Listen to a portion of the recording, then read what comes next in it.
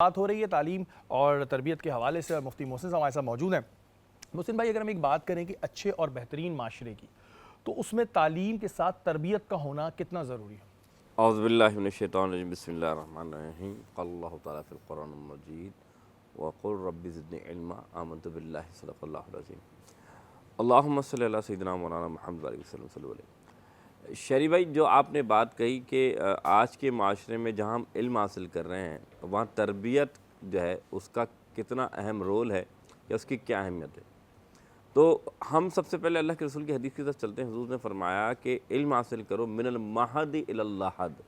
ماں کی گود سے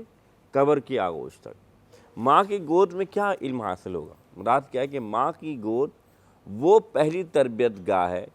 وہ سیکھنے کا پہلا مرحلہ ہے جہاں سے بچہ بنیادی طور پہ تربیت بھی حاصل کرتا ہے اور سیکھنا شروع کر دیتا ہے۔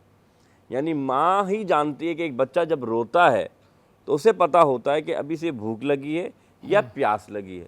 اسی طریقے سے ماں ہی اس کی تربیت میں پہلا رول ادا کرتی ہے کہ اس کو کس طرح اپنی زندگی گزارنی ہے۔ تو سب سے پہلی بات کہ آج کے معاشرے میں سب سے بڑا فقدان ہی یہ کہ ہم علم حاصل کرنے کے لیے بڑے بڑے اداروں میں جاتے ہیں، بڑے بڑے یونیورسٹیز میں جاتے ہیں، بڑے بڑے اسکولز میں نام لیتے ہیں، لیکن وہاں پر جب بچے، میں نے خود بھی محسوس کیا کہ جب آپ نکلتے ہیں تو وہ بچے، ان بچوں میں کوئی زیادہ فرق نہیں ہوتا جو ان پڑھ نظر آتے ہیں، کیونکہ جاہل وہ نہیں ہے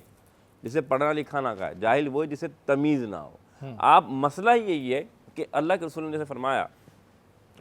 کہ آپ نے علم حاصل کرنا ہے، آپ نے ابھی حدیث میں فرمائی کہ مسلمان مرد ہو یا عورت ہو، دونوں پہ علم حاصل کرنا فرض ہے۔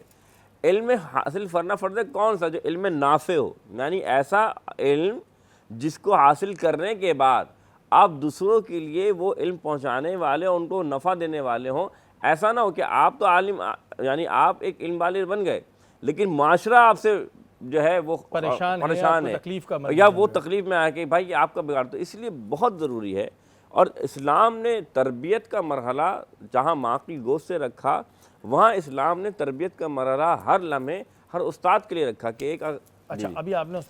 ماں کی گود کی بات کی، تھوڑا سا ہم اس کو یہیں پہ روک کے اس چیز کو، ایک سوال آتا ہے کہ بالکل ماں کی گود جو ہے وہ اولاد کی پہلی تربیت گاہ ہوتی ہے، لیکن آج کل اتنا بزی دور ہے کہ ڈیفینیٹلی اگر ہم بات کرتے ہیں تو والدہ بھی جاب کر رہی ہیں، والد بھی جاب کر رہے ہیں، اس طرح ٹائم نہیں دے رہے۔ پھر پہلے ایک جوائنٹ فیملی سسٹم ہوا کرتا تھا، اب اس میں بھی کمی آ گئی ہے، تو بچہ پھر کس طرح تربیت لے گا جب ظاہر دونوں بزی ہیں؟ تو دیکھیں بات ایسا نہیں ہے کہ صرف ماں سے مراد کہ اگر وہ استاد یا وہ استانی جسے ہم کہتے ہیں، جو کہ اسکول میں مونٹیسری آج کل کا دور شروع ہو گیا ہے، وہ بھی استاد بھی ماں باپ کی طرح ہی ہوتے ہیں۔ اگر وہ اپنے بچے کو جہاں وہ آ رہا ہے وہ اس کو 10 ہیبٹس یا 100 ہیبٹس وہ ایسی سکھائیں جن کی عادات اور شمار بدل جائیں۔ مثال کے طور پہ اب ہمیں یہ ہوتا ہے کہ ہمارا بچہ پڑھ تو رہا ہے لیکن اس کی عادت میں فرق نہیں آ رہا کہ بھائی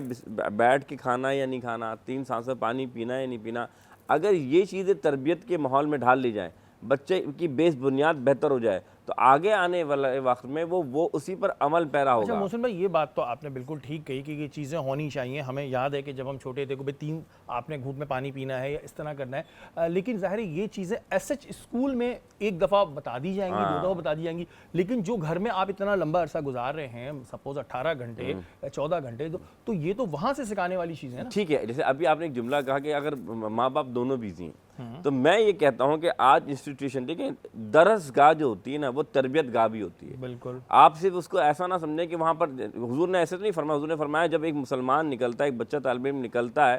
تو کہا جاتا ہے فرشتوں اپنے پروں کو بچھا دو۔ پھر یہاں تک بھی حضور نے فرمایا کہ جب بندہ علم کی راہ میں نکلتا ہے تو جنت کا راستہ آسان ہو جاتا ہے۔ تو وہ بچہ جو نکل رہا ہے وہ علم حاصل کرنے کے لیے، تربیت کرنے کے لیے، تو اسی طرح استاد کا بھی رتبہ بیان فرمایا نا کہ استاد کا مقام و مرتبہ کیا ہے کہ وہ صرف اس بچے کی تربیت نہیں کر رہا، بلکہ جب تک وہ بچہ رہے گا دنیا میں، استاد رہے یا نہ رہے، جب تک وہ عمل کرتا ہے کہ اس کو ثواب ملتا رہے۔